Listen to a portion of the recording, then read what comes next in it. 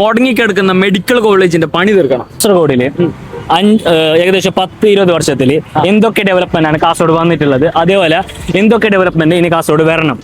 അല്ലോ പെട്ട്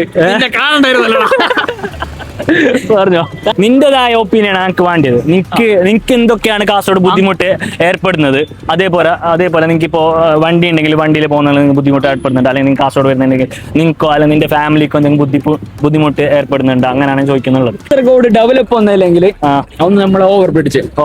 ഓക്കെ, അതൊരു ഡെവലപ്പാണ്. ഓക്കെ. പിന്നെ രണ്ടാമത് പറയാനുള്ളല്ലെങ്കിൽ എന്ത് പറയാം, എന്ത് പറഞ്ഞോ, കാസർഗോഡ് വേറെ എന്തൊക്കെ ഡെവലപ്മെന്റ് കാസർഗോഡ് എന്ത് ശരിക്കും വന്നിനെ എന്തോ അങ്ങനെ പറഞ്ഞോ, എനിക്കറിയാം. ഈ ബ്രിഡ്ജ് മാത്രം വന്നിട്ട് എനിക്ക് കാണുന്നത് വേറെ എന്ത് വന്നായിട്ട് എനിക്ക് തോന്നുന്നില്ല. എന്താ വന്നിനെ കാസർഗോഡ് ചാവ് നോ ഐഡിയ. No idea. അപ്പൊ ഇനി എന്തൊക്കെ വരണം എനിക്ക് പ്രധാനമായിട്ട് പറയാനുള്ളത് മുടങ്ങിക്കിടക്കുന്ന മെഡിക്കൽ കോളേജിന്റെ പണി തീർക്കണം.